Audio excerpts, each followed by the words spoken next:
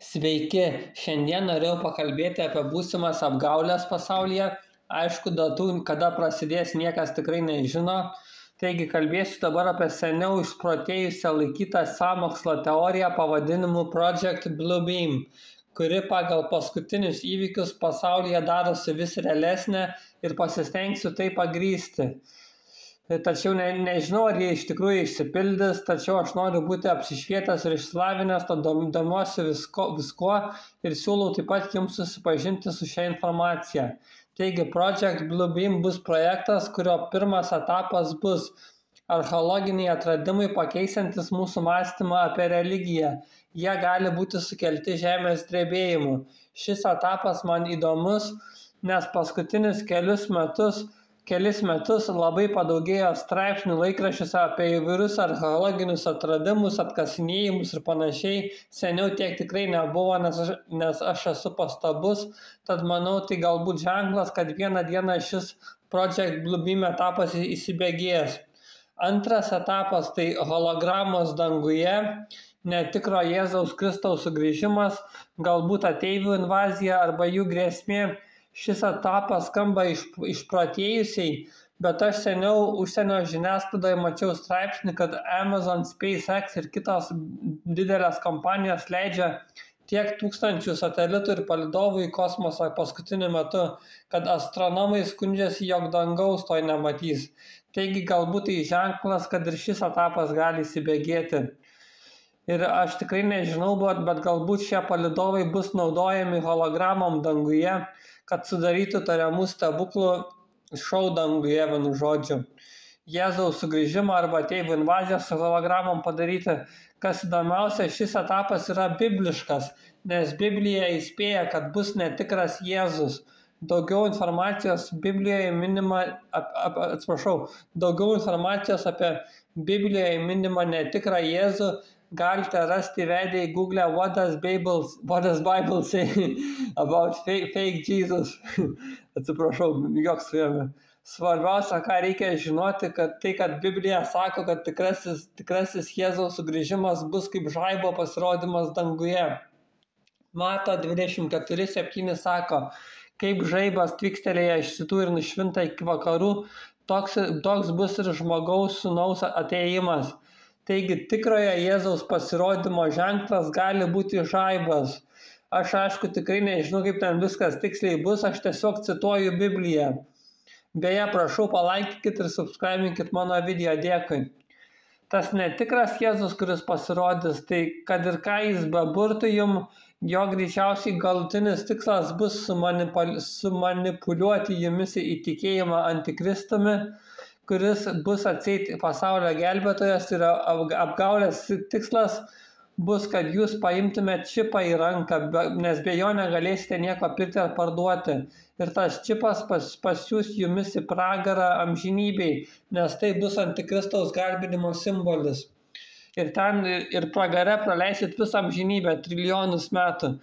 O tad jeigu nepateksite į Rapture, apie kurią daugiau informacijos mano kanale, jūs geriau žymiai pratingiau pasirinkti mirties bausmę ir tokiu būdu patekti į rojų, jokių būdų negalima imti to čipo, nes tada jūs antrų šaukimų į pragarą keliaujat ir kelio atgal nebus. Tad vienu žodžiu, jokių būdų negalima imti čipo, geriau mirties bausmė. Ir Biblijoje parašyta Apreiškimo 14:9-11, kas garbina žvėrį ir jo atvaizdą bei priima ant savo kaktos ar rankos ženklą, tas gers Dievo įniršio vyno įpilto ir neatmiešto jo rūstybės taurėje ir bus kankinamas ugnimi ir siera šventųjų angelų ir avinėlio akivaizdoje. Jų kankinimo dūmai kils per amžius.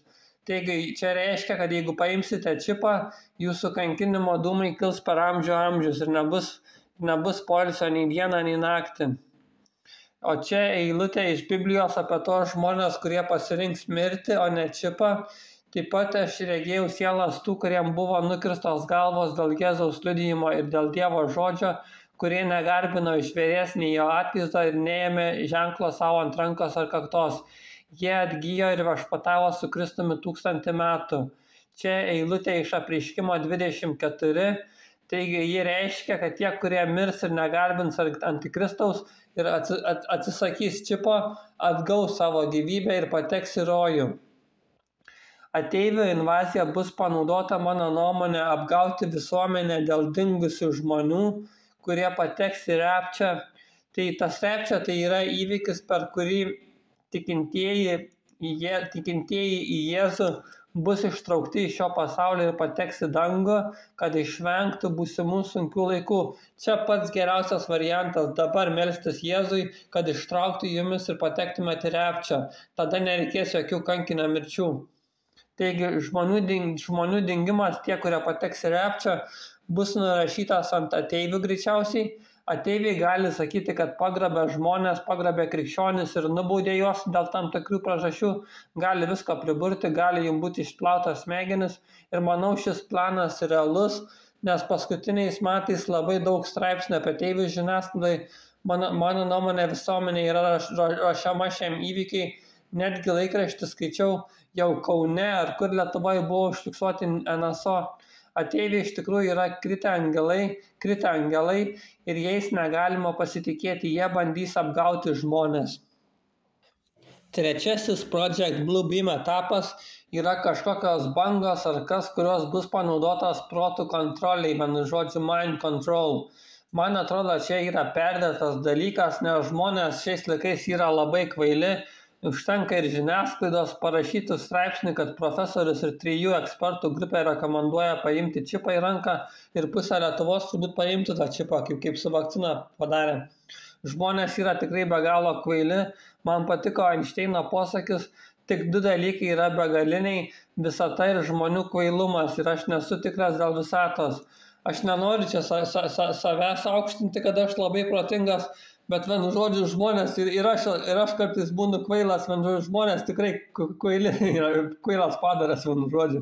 Šie etapai apie Project Bluebeam gali eiti nepaeiliui ir gali būti papildomų etapų. Čia tik labai grubi informacija apie Project Bluebeam. Galite taip pat pasidomėti daugiau apie projektą Bluebeam įvedę į Google ir į YouTube, atsiprašau, kad kartojas Project Bluebeam, bet sunku rasti apie tai informacijos normalios iš tikrųjų.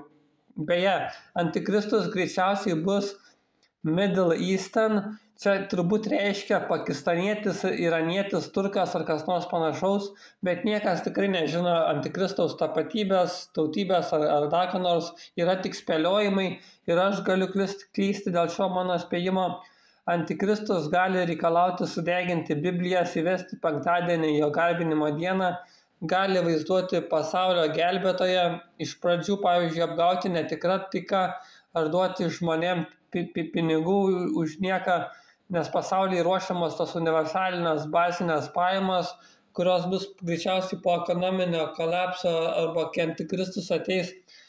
Ir dar ką žinau, kad greičiausiai įdomi informacija tokia man asmeniškai, kad greičiausiai, kai prasidės visi persekiojami krikščionių, netgi bus dronai, kurie skraidys dronais, bus skraidantis dronai ir jeigu išgirsia didelį garsą ar dar ką nors jie atskris ir persekios tuos, kurie nepaėmė čipo, nes bus kažkaip signalai siunčiami.